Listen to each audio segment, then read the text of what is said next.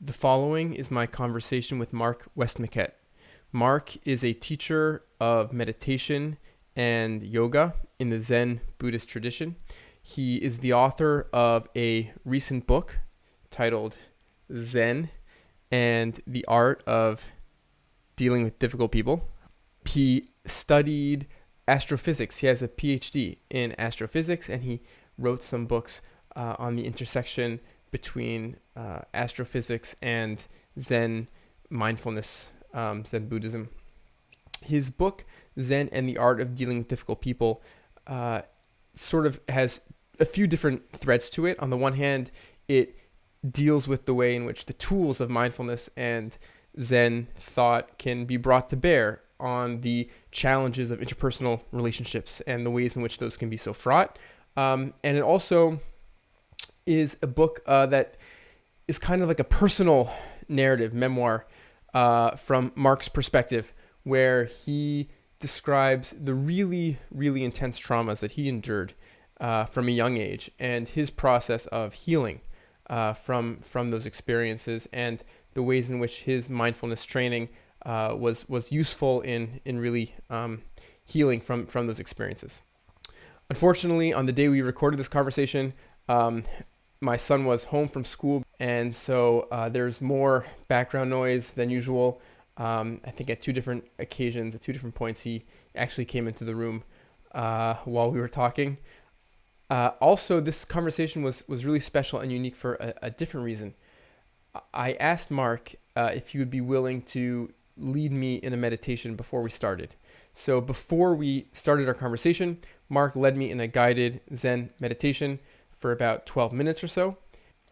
But I actually cut that meditation from the beginning of the video and I put it at the end of the video. So when you start watching the video that's about to start, I'm just coming out of that meditation experience and we are beginning our conversation.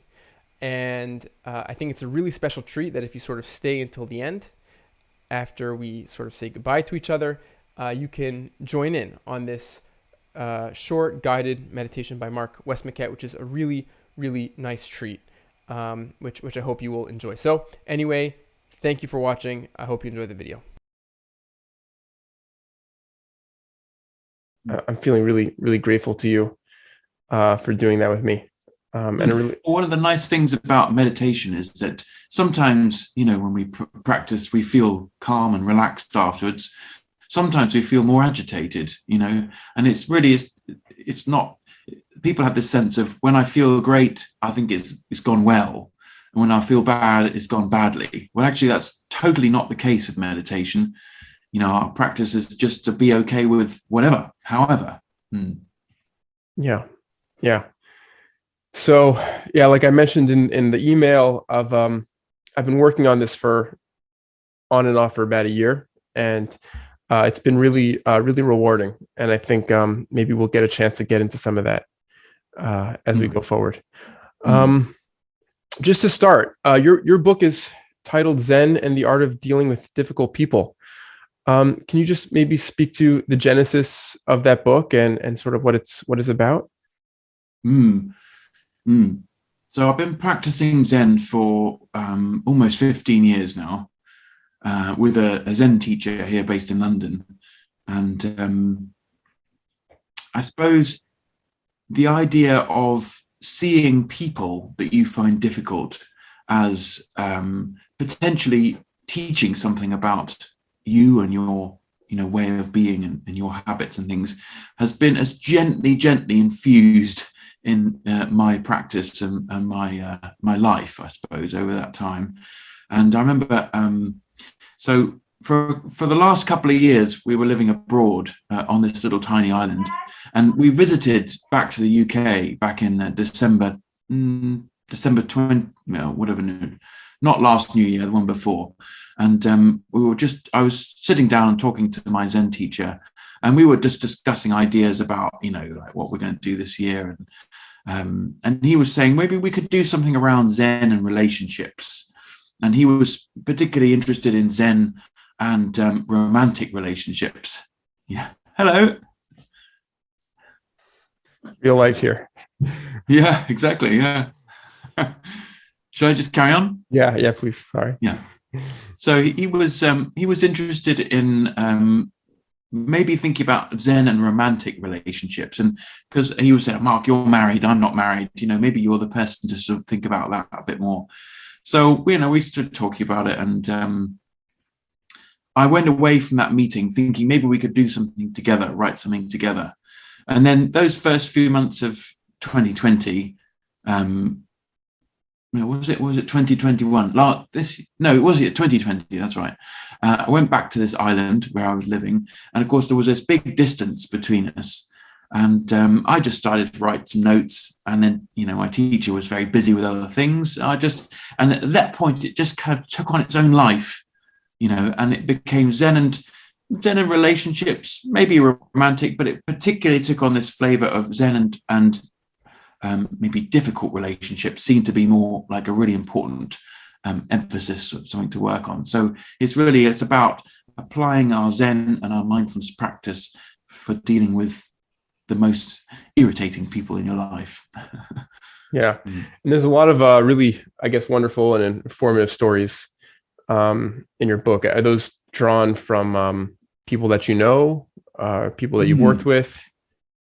Yeah, so it became quite clear as I started to, write down the chapter headings and things that I couldn't really do all of it myself. And I was hoping I was going to write it with my Zen teacher, but actually it turns out that just the both of us, even just with our like limited experiences of life, our particular lives and the kinds of people we've met and difficulties we've had, it really needed lots and lots of examples, real life examples from all sorts of different walks. So I put an email out to our community, our Zen group, and just said, has anyone got any particular examples? And I got some fantastic responses. So there's all the examples in the book of people's real life, difficult people, and what they've learned from them. As they're people based in the UK, based in Europe, and also in the US, all sorts. And you come from a background in science, which is resonates with me. I have an undergraduate degree in physics. You have a graduate degree, I think, in astrophysics. Is that right? In astrophysics, yeah. I did a PhD. Yeah. Mm-hmm. So, what was that transition like? Sort of moving from the world of science to the world of spirituality. Yeah,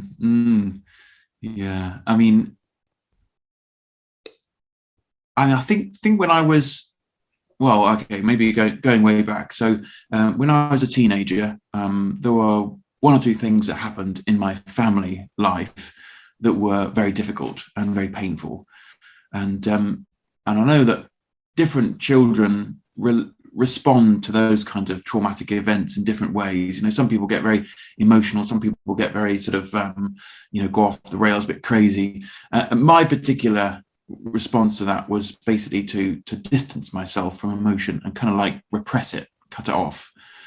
And so I was interested in physics and science and particularly astronomy. So when I went to university, I just decided to study astrophysics, and I think part of my decision was to basically bury myself in the furthest reaches of the cosmos to get away from what was going on in my life. And, doing things like maths and physics, as I'm sure you don't need any emotion to do that. You can just kind of get away, just kind of like cold reason sort of thing. So it helped me in that way. I could actually get on and do my studies and things without having to engage with. But at the same time, I probably ended up early mid-20s with really struggling on the relationship side of things. Things with family was not so great, and then I remember maybe it was one Easter holiday or something. My mum said to me, "Mark, you need to sort yourself out. Get yourself a therapist or something like that." So I went ahead. And I met a psychotherapist for a few years, and that's when I met my Zen teacher. I started to meditate, and I suppose I did my PhD. I did a few years of research. I worked as an academic, and then it started to become clear that my life needed to go in a different direction. Like I wasn't really I wasn't really getting on so well with the academic career path, I suppose. And also I wanted to do something that was more directly relatable with people, more directly helpful to people. So and I also wanted to put I just started, a relationship with what is now my wife, and I wanted to put that front and center in my life, rather than prioritizing work, prioritize that instead. So yeah, I shifted out of astronomy and started to teach yoga, and it was a number of years where I really just did that. I taught yoga, and I taught meditation and mindfulness, and it's only just been in the last few years where I've just started to reconnect my astronomy and the physics and science, and then the spirituality and things. I've got a couple other books I know. that are around that. Mm. Yeah, you have Meditations for Stargazers. Is that the title? Did I get it wrong? So mindful thoughts for stargazers. Right. Yeah, I've read some of that book actually, and nice. I've really enjoyed it. Yeah, that was really nice. It was a real challenge for me to get into meditation for all sorts of reasons, cultural reasons. It wasn't really an option for me. Sort of growing up, it wasn't something that I saw or had experience with. But the biggest obstacle once I decided that I wanted to try this was really my mind did not take to it, I think, at first. I remember in the beginning, I say this a lot, so it sounds like repetitive to keep saying it, but I remember 5 minutes was so torturous, to just sit in my thoughts. So I wonder, how was your experience, and how did you find it when you're first exposed to these practices? So I was very, very lucky in meeting my Zen teacher. I wasn't really looking for meditation. I was doing yoga, and he just took over one of the classes I was going to.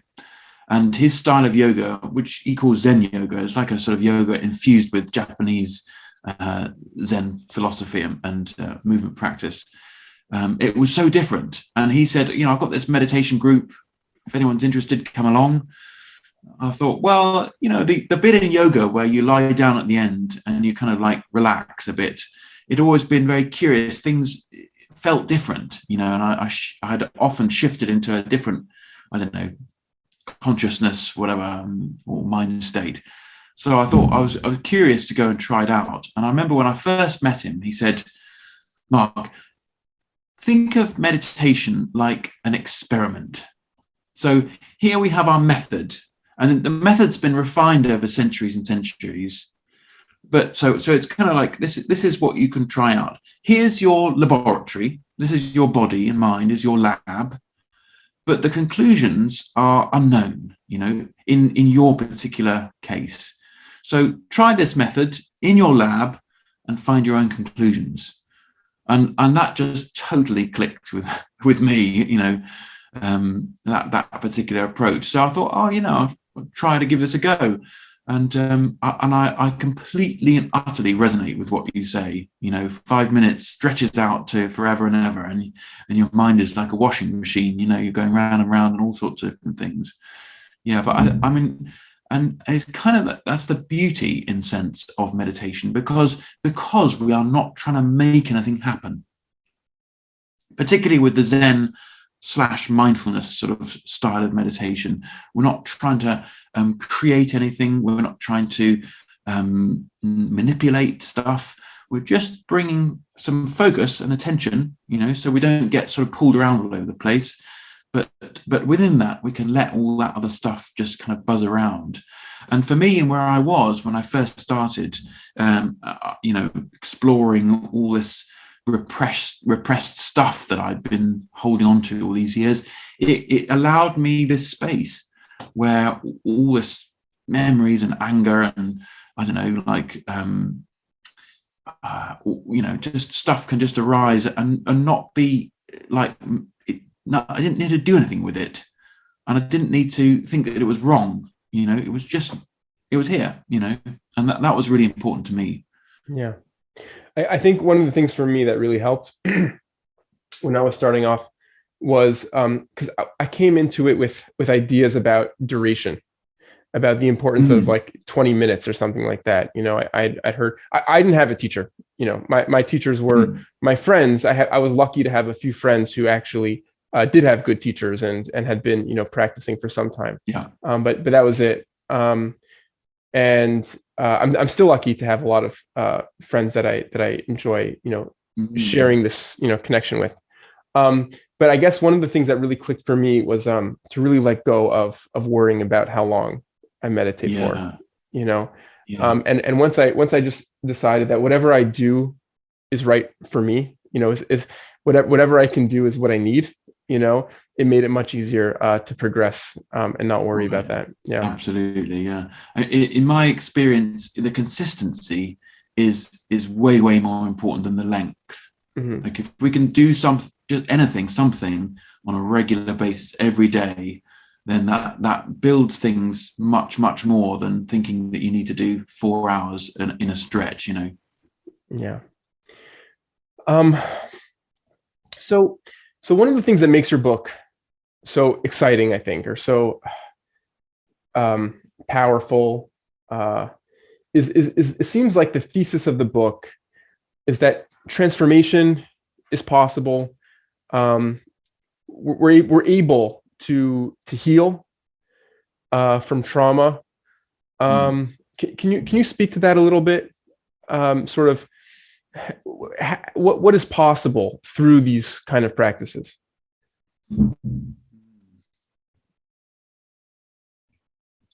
So I've tried to organize the book in a kind of sliding scale from what I might call like common or garden, everyday troublesome people, the kind of people you like, when you're driving and they sort of cut you up or something like that, all the way up the scale to what I've said in the book, like ogre figures or troublesome ogres. So there are, there may well be people in everyone's life who cause them some serious pain.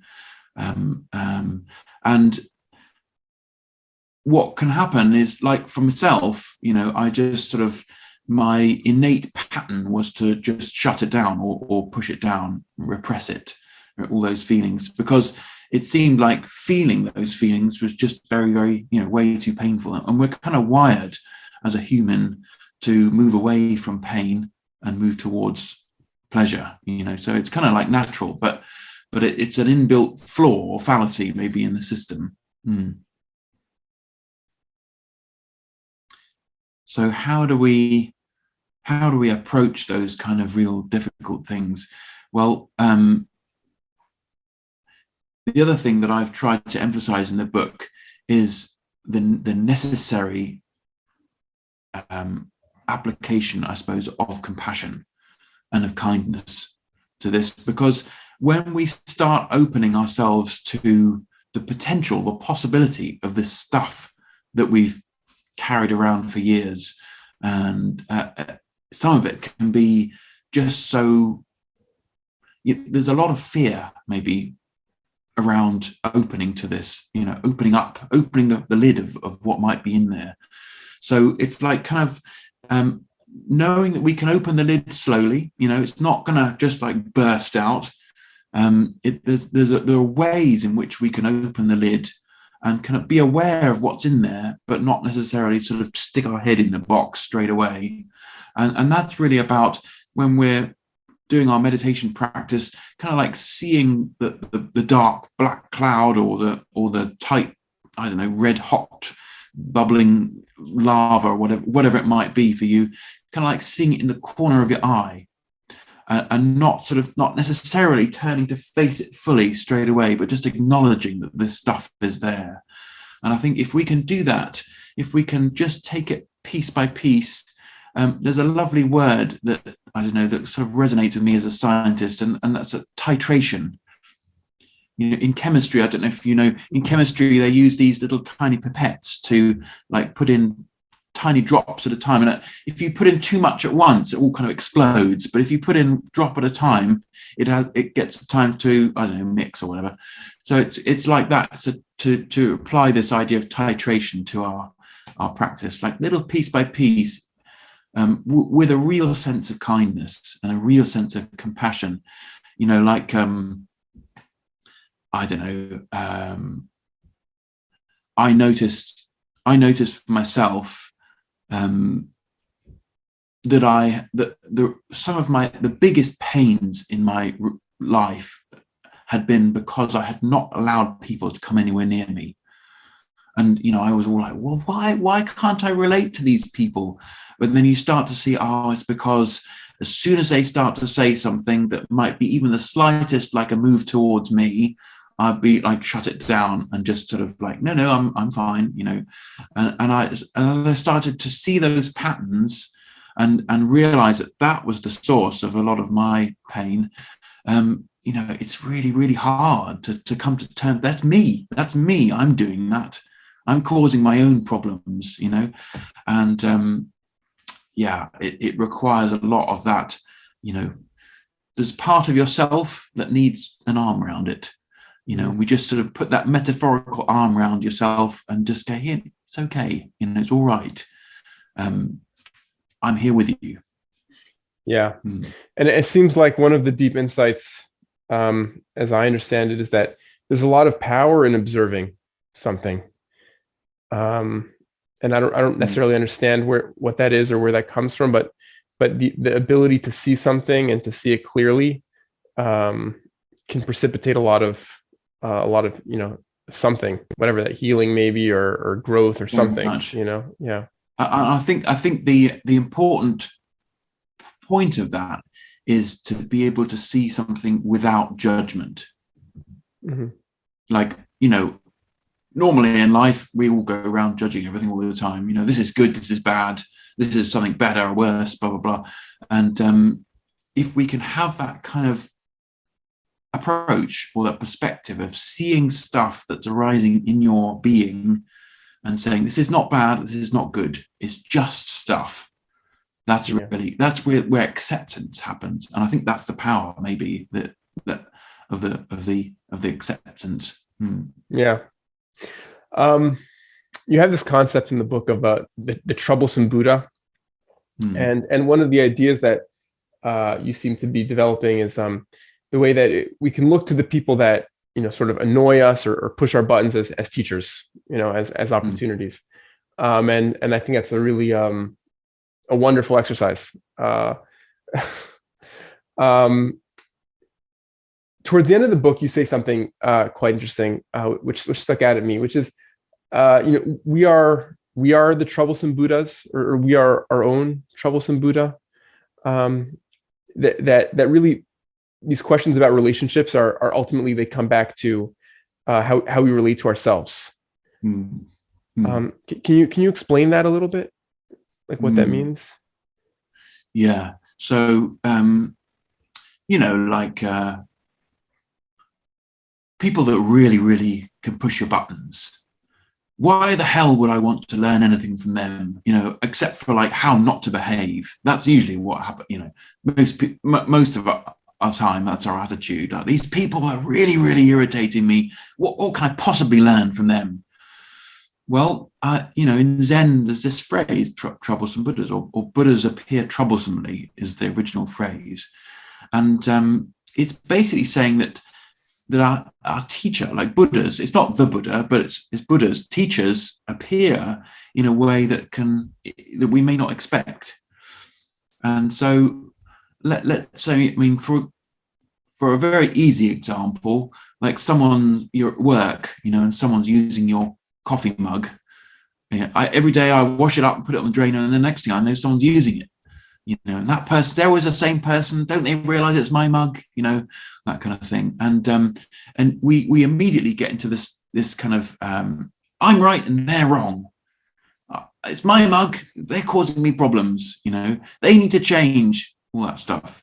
And so we quickly get into this very hardened perspective or stance towards this other person. And actually, if we are able to entertain the possibility that it may not quite be as distinct as that, as hard as that. Like, okay, it actually takes two to be in this relationship. And that maybe the reason why I'm seeing them as troublesome or difficult or annoying me is because of something which I'm not quite fully accepting in myself, or perhaps that behavior is reflecting something which I don't like in myself, or perhaps something in the past, like my mum always used to do that, blah, blah, blah. So then immediately things start to soften a little bit. The stance softens. We realize that there's two in this relationship. And so this person then has the potential for showing us, like, when we get annoyed, that's a pointer to say, there's a reason why I'm getting annoyed here. Maybe I can look a little bit about my own patterns. Am I always like inflaming the situation by getting really angry? Do I always try to avoid the situation? Do I always, oh no, it's absolutely fine, totally fine, totally fine, that kind of thing, these patterns that we have. So immediately we get a sense of this other person being a Buddha, being a teacher for us. Mm-hmm. It's not easy. I totally appreciate that. It's just that it can be such a hard thing to bring into our situation, especially when it's someone who's very annoying. But anyway,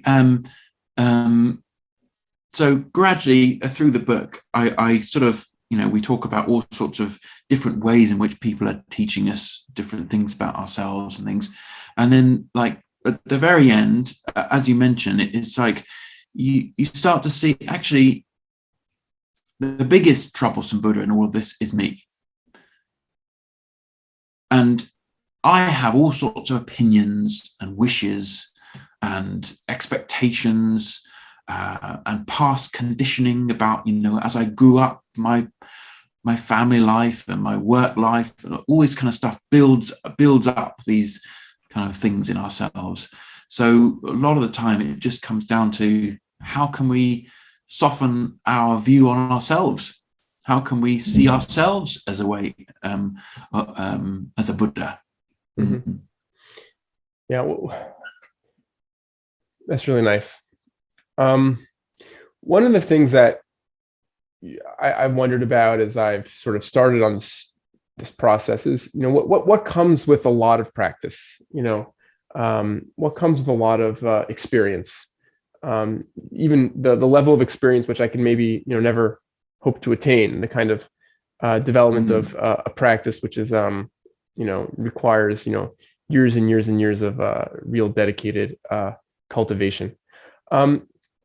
So, for example, do you have an understanding? Are you able to talk to about, like, dual versus non-dual awareness and sort of what that means? Yeah, so we touch on that quite a few times in the book. I hope that it kind of infuses the book, really, because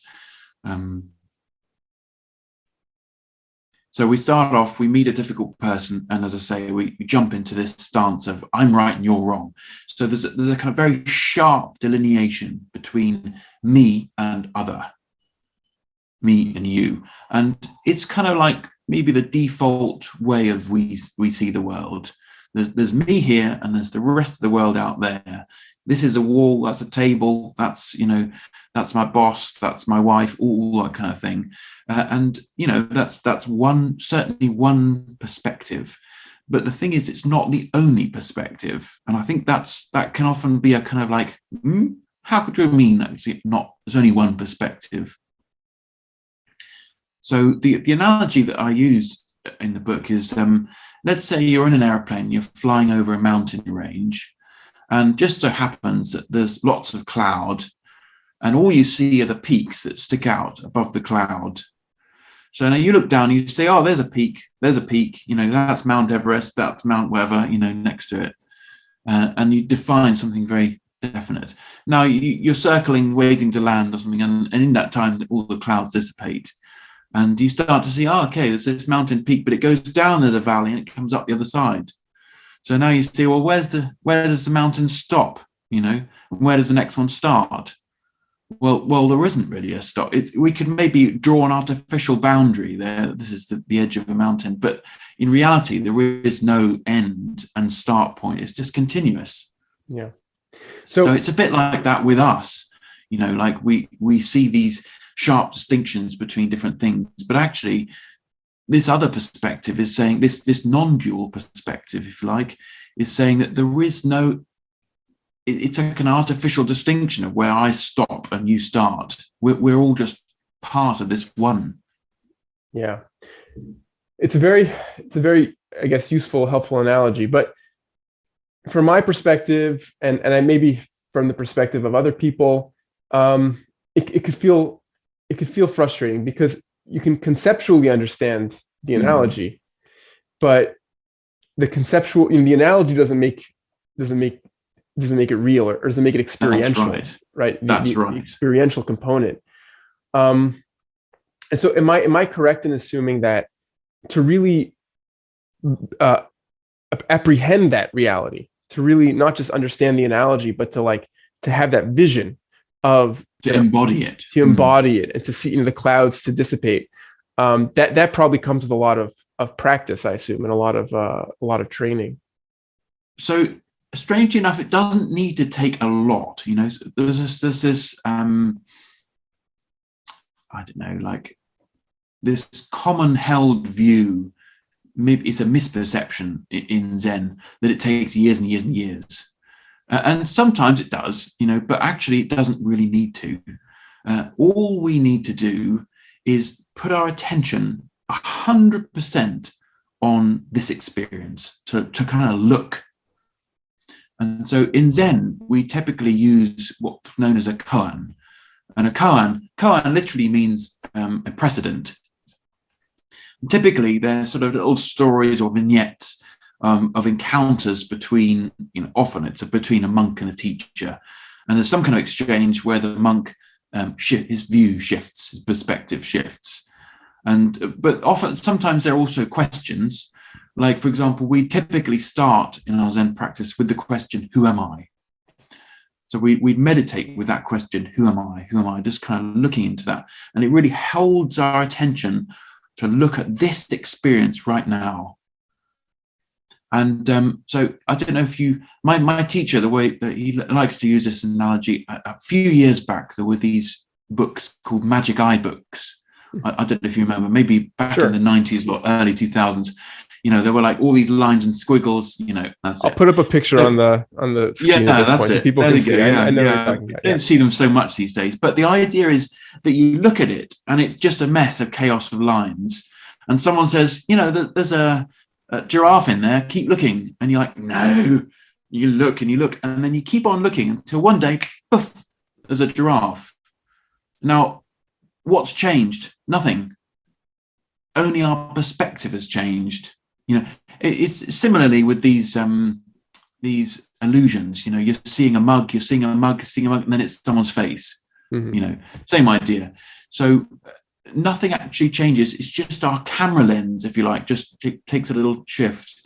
So we just need to hold our attention on our experience of this right here until something just shifts, and so there's our embodied actual realization of this non-dual view. As I've been reading about meditation and Buddhism, two things that I've come across about Zen specifically. One is like a stereotype that regarding the different types of Buddhist practices of meditation, Zen is for poets. And also another sort of stereotype, or just sort of a style, is that there's a lot less instruction when it comes to meditation in Zen Buddhism. Is that accurate? Does that resonate with you? Yeah, you certainly get the whole thing like just sit, just basically sit, don't do anything. Yeah. And basically it's true. That's it. That is meditation. Just sit and allow.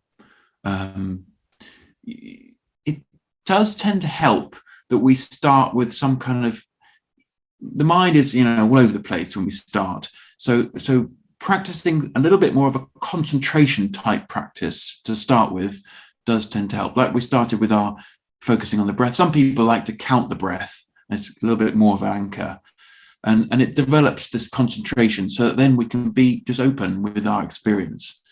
as we finished that practice with. Yeah,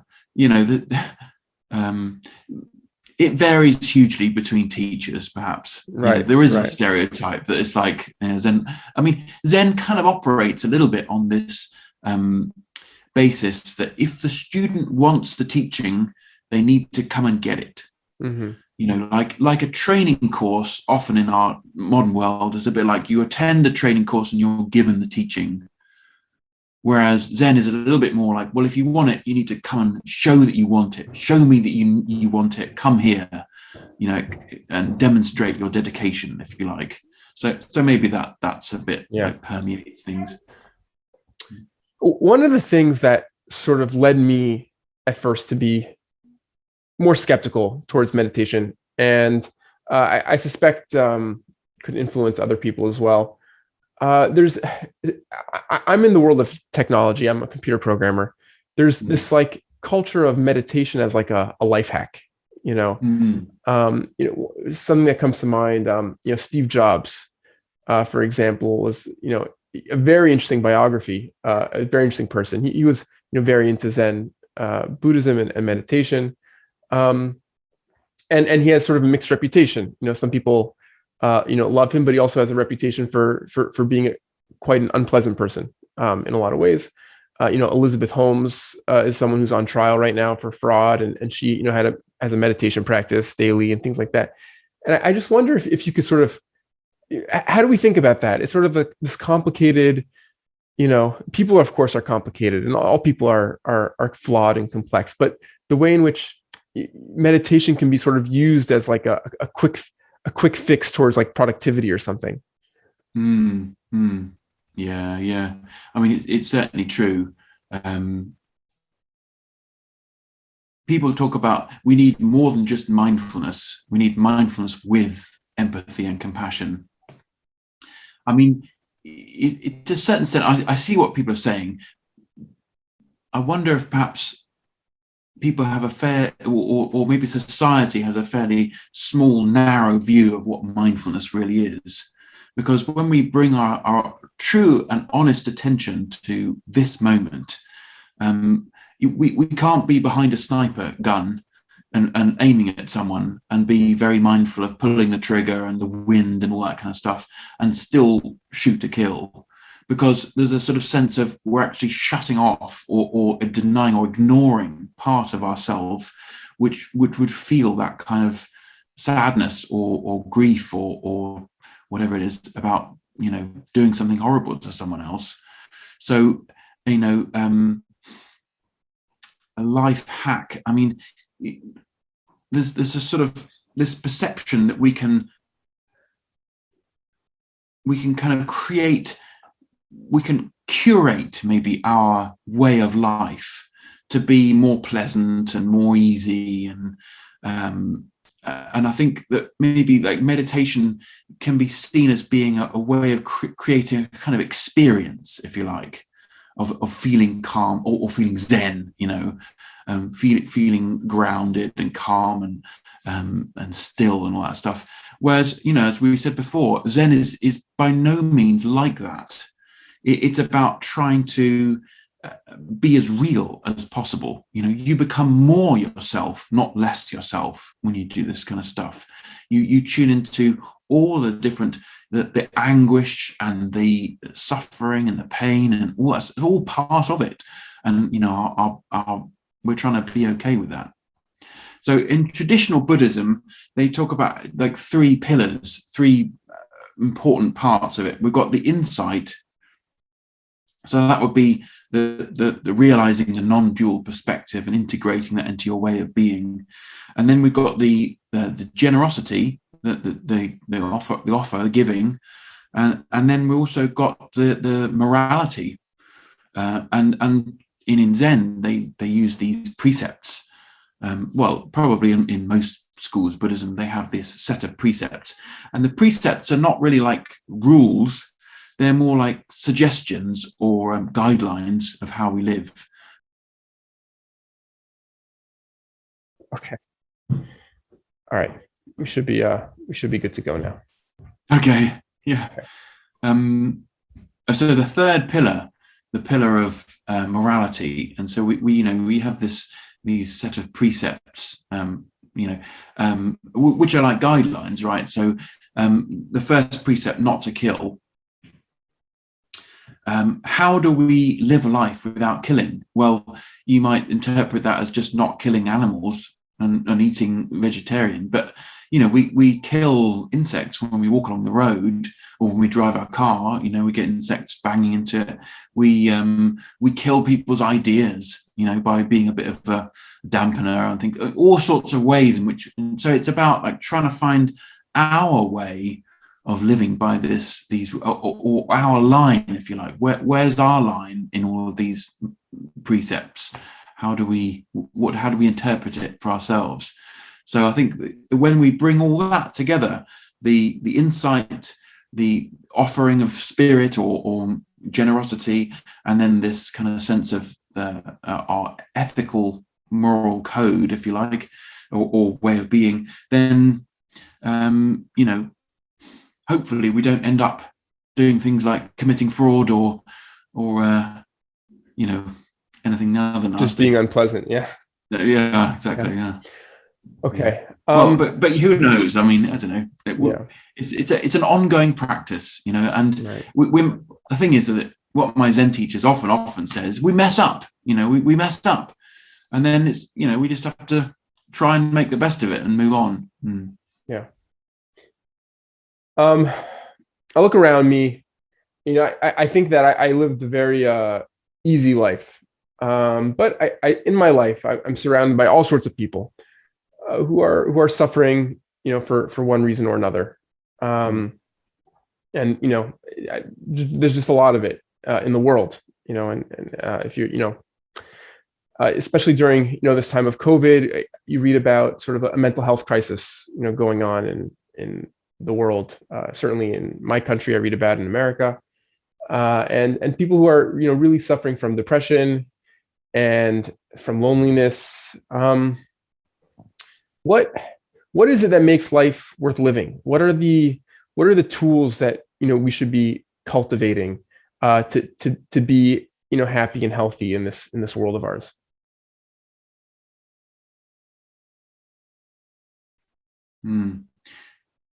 Yeah, I mean, great question. Great question. So it's a big one. Maybe there's two parts of that, I think, probably. What are the tools to be happy and healthy? And what do we do with all this suffering that we see around us? So in one view, you might say, well, there's me, and I want to be happy and healthy. And, the rest of the world, well, I can't do anything about it. So I'm just going to focus on this. So, when we try to do things which are about eating well and sleeping well and, trying to find our own living conditions, all that stuff, developing those. But I think it doesn't take much to realize that when we're uncomfortable and suffering, then people around us are affected by that. When we're happy and content, people around us are also affected by that. And in this view where I'm me and you're you, the dualistic view, if you like, then we could say, okay, well, I need to sort myself out, and the rest of the world's out there. But as soon as we step into that other view and see that one mountain peak is indeed connected to the other mountain peak, like I am not actually as separate from you as I think I am, and that we're connected, we're all of this world, in this world together, then it starts to think, okay, well, actually, if I can do little bits and pieces to help out not just me but the people around me, then everything is going to start to benefit. I've written, as we mentioned, a couple of these books about astronomy and astrophysics and things, and there's this wonderful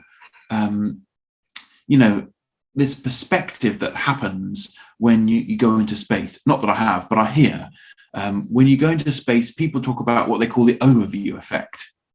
You're orbiting the earth and you look down, and the earth is just this quite small ball of rock, very beautiful blues and greens and clouds and things like that. And then you look around, then people look around, and there's a vast amount of space behind that extends off to infinity. And you think, well, we're all here on this one little small ball of rock. Our whole life and everyone we've ever loved and everyone we've ever known is here on this rock, on this ball, and it's in this vastness of space. And that in itself, just to bring that to mind, so wow, we're all in this together. Mm-hmm. And it's very fragile. So, in Zen, we work with this particular koan, what is the samadhi of Kannon? The Kannon is the embodiment in Zen, the embodiment of compassion. And samadhi means how do we practice? How do we bring that into our actions? How do we embody compassion? And really the approach is, well, there's just so much suffering in the world. Where do I even start? Well, we start here, right here.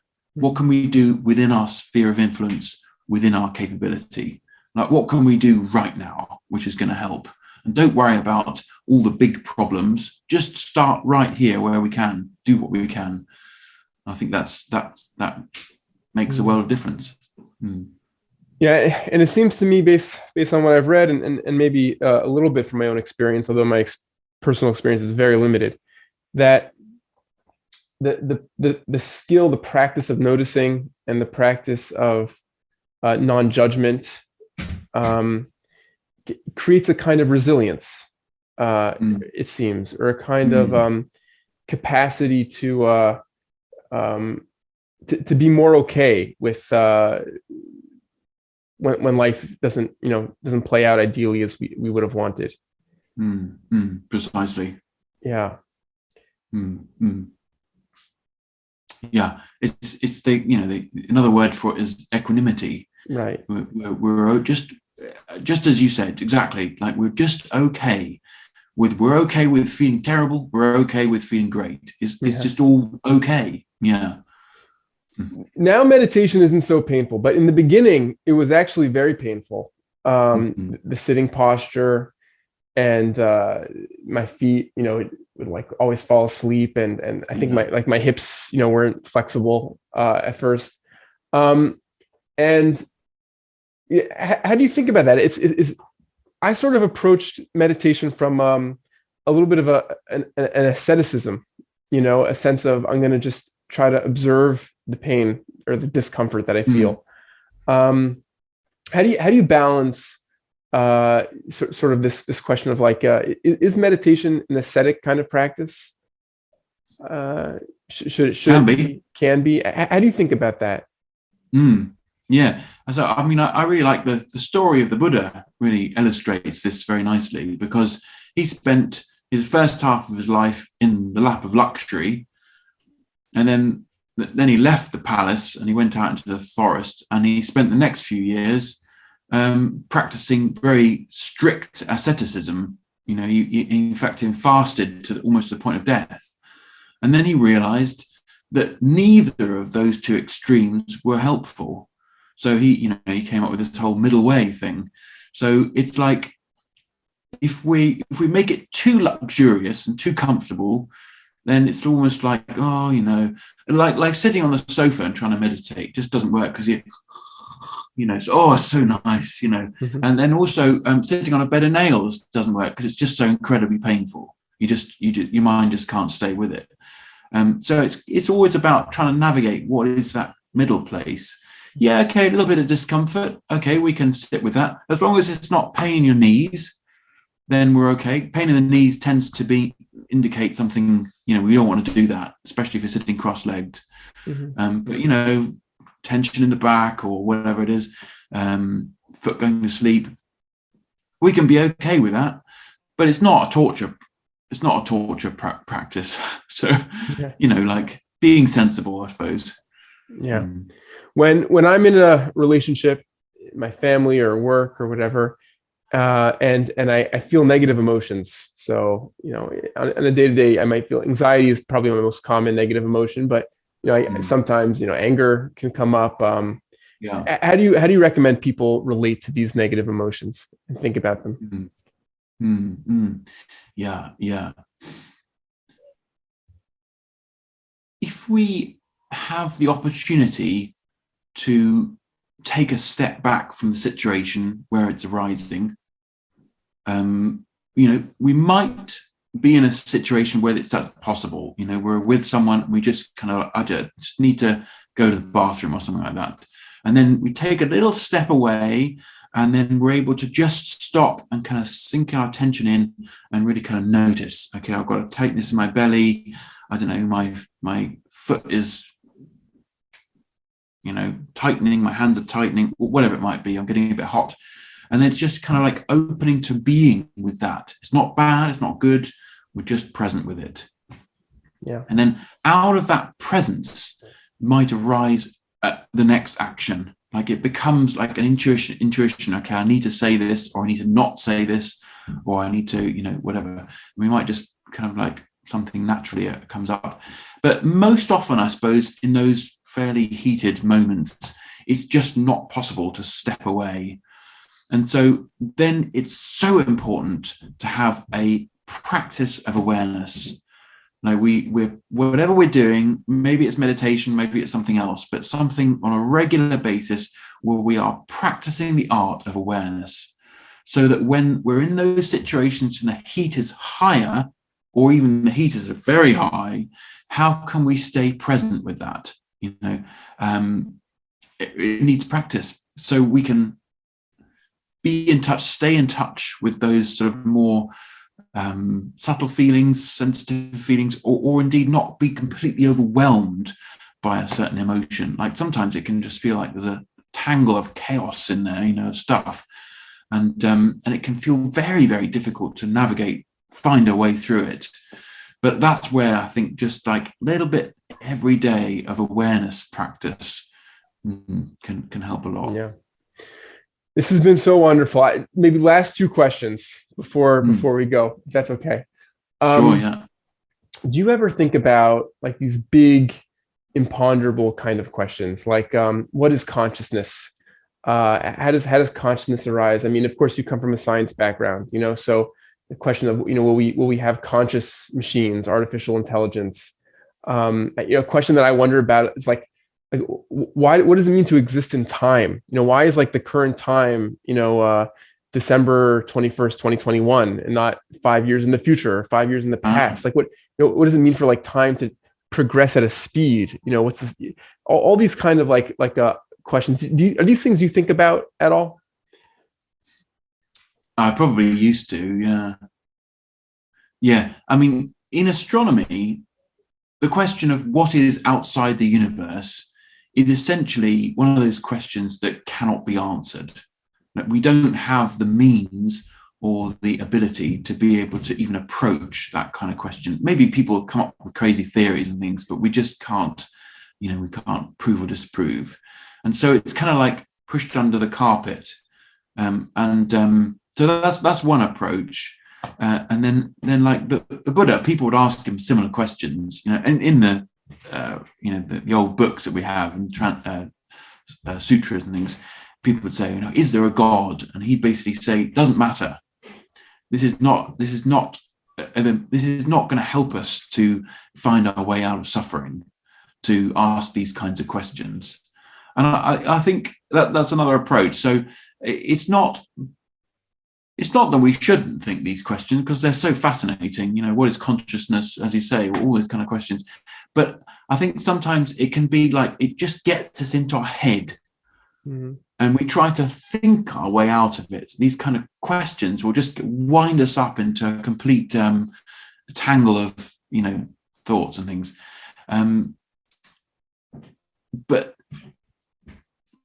bringing that question, what is consciousness, into our meditation and trying to answer it from inside our body, that can yield some very, very different results. Like, what is this, basically? What is this? What is our consciousness? Who am I? What am I? Very, very important to contemplate. Yeah. The last question I want to ask is a very strange question, but I'm curious to get different people's perspectives on rules for life. Oh, yeah. There's a famous book by that title, 12 Rules for Life. So I'm curious if Mark Westmoquette, if you have any rules for life. I am. So you asked me this in the email, so I kind of thought a little bit. I was thinking about this earlier on.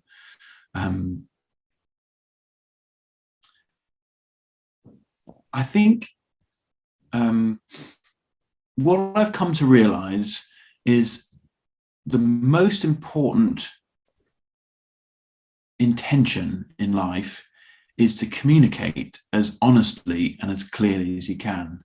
And this has come up so many times in my relationship with my wife, but also with other people in my life. We sort of automatically expect someone else to react when if I say that, they're going to think I'm weird, or they're going to, be angry or something like that. But we just don't know how other people are going to respond to something we say. And I think in the end, it only hurts us, relationship, other people, if we're not honest in explaining or expressing, what's coming up. So probably that would be my main thing, like at least making the intention to express as honestly and as clearly as you can what you're feeling, what you're thinking in the moment. I can't say I do it all the time, but I think that's my intention at least. Mark, thank you so much for your time today, for your presence. This has been really wonderful. Really a pleasure and a joy. It's been great to chat. We're going to try a 10-minute mindfulness / Zen meditation. And Zen, they call it Zazen. Za means sitting Zen.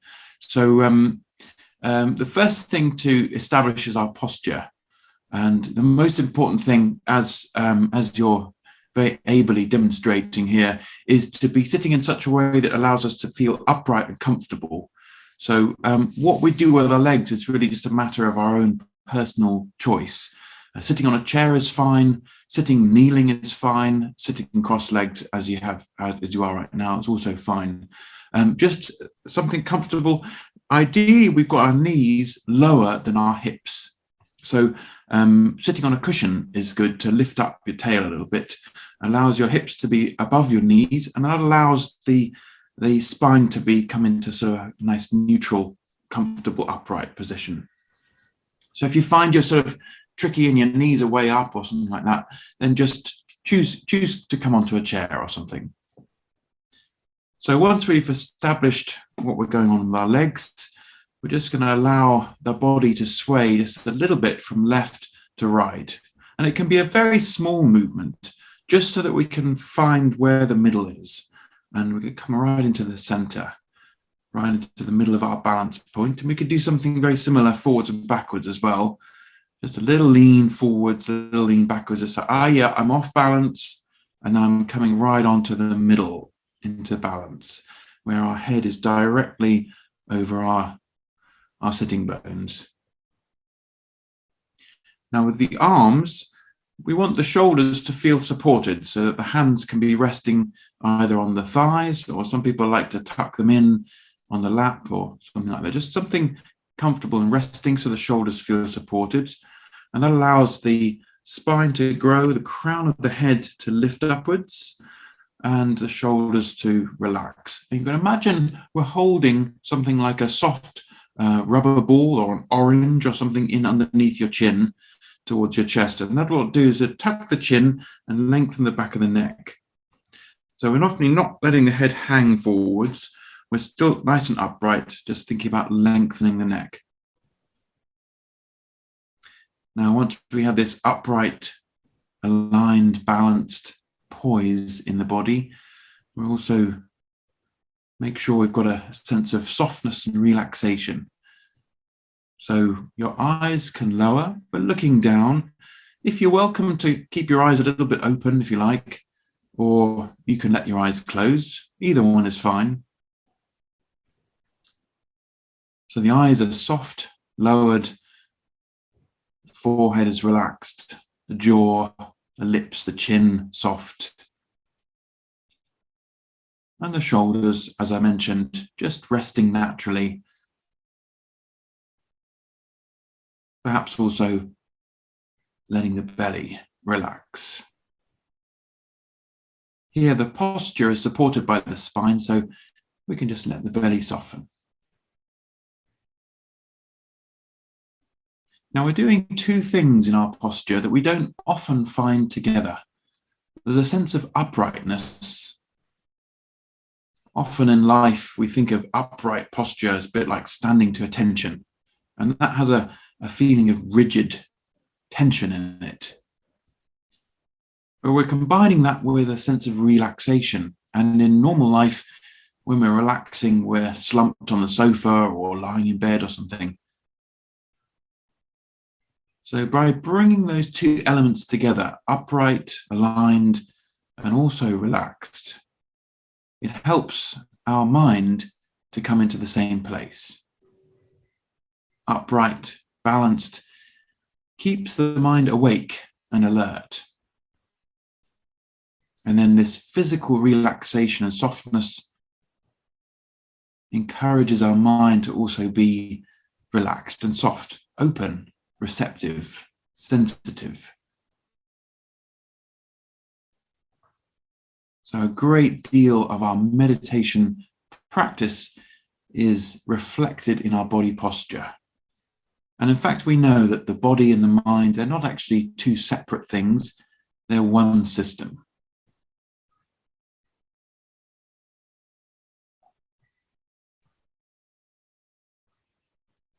So now we're going to let our attention start to kind of like broaden out within our body. Just beginning to notice your internal environment.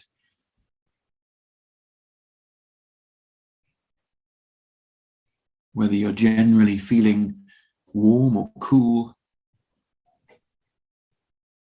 heavy or light.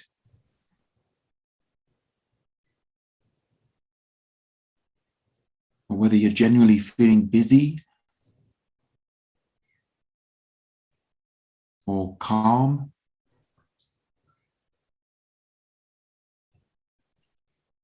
And appreciating that whatever we find, however your body is, however your mind is, it's not wrong or right. We're not trying to make it be anything in particular. Our practice here is just to notice and to acknowledge and to allow.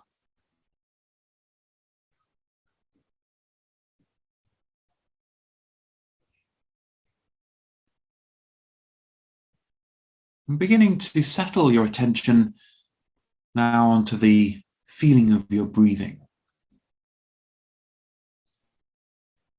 And there may be one or two different places in the body where you can feel the breath. Some people feel it quite clearly on your nose or in the mouth. Some people feel it clearly in the movement in the chest. And some people can feel it deeper down in the belly.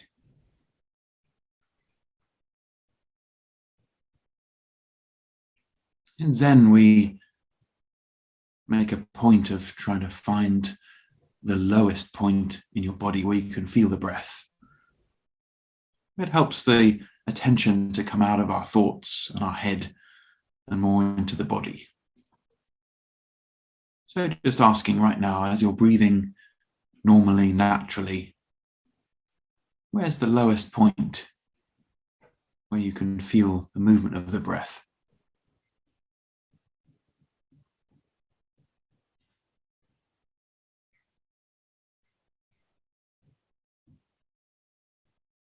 And again, we're not trying to make anything happen. We're not trying to make the breath do anything. Just breathing completely normally. Just with our attention focused on that feeling.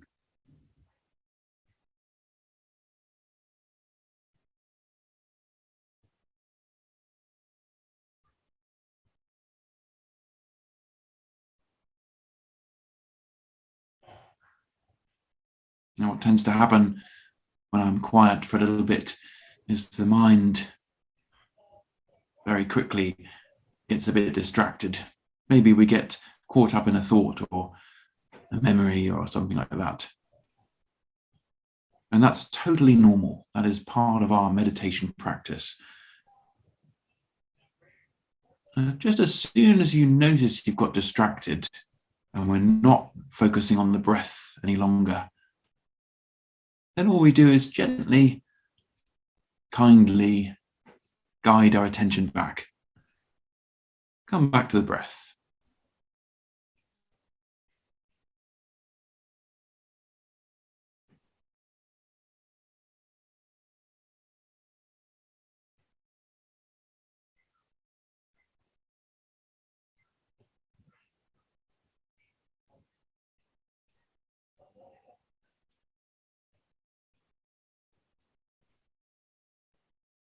Some people feel like meditation is all about clearing the mind, making the mind blank. Well, that may or may not happen at some point during our practice, but that's not really the point. In fact, forcing the mind to be empty is pretty much impossible. All we're doing here is filling our attention as much as you can with the feeling of the breath, making that the foreground, and allowing all of the thoughts and the feelings to be in the background.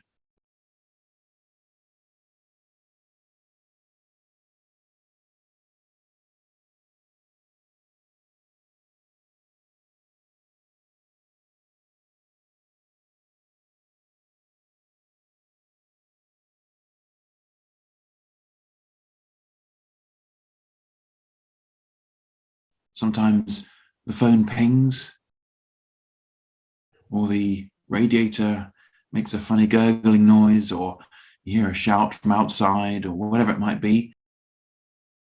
And that's all fine too. We just let those sounds arise, pass. Just like we do the thoughts, arise and pass. Just keeping your attention gently focused on the feeling of breathing.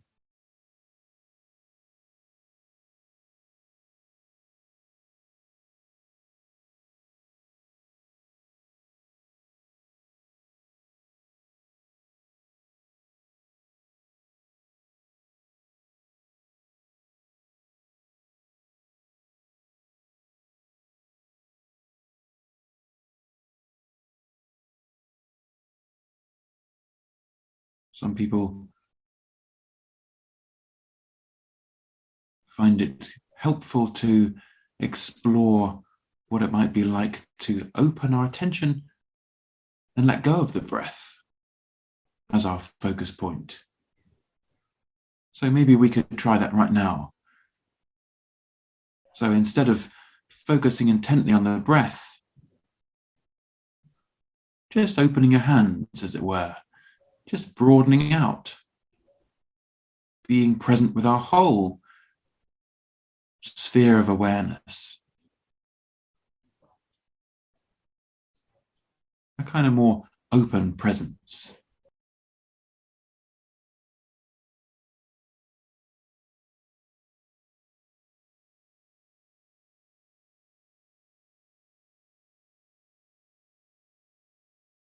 So your attention may include sounds, feelings in the body, indeed the breath itself. But we're not choosing, we're not directing our attention. We're just allowing whatever it might be to arise and be noticed.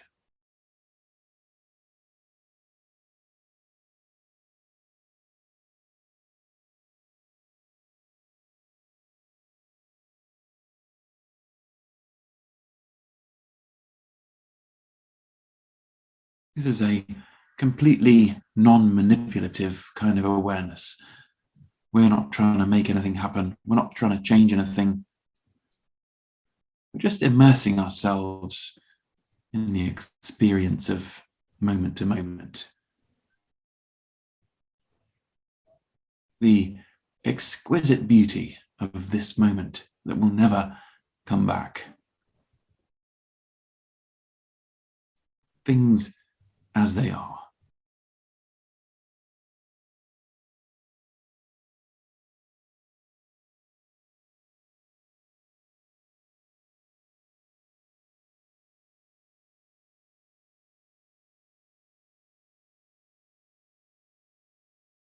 And we could carry on in this practice for as long as you like. But just right now, we're going to bring this meditation to a close. So perhaps you may want to sway the body a little bit from side to side. Maybe you want to take a little bit of a deeper breath. And then when you're ready, just allow your eyes to lift.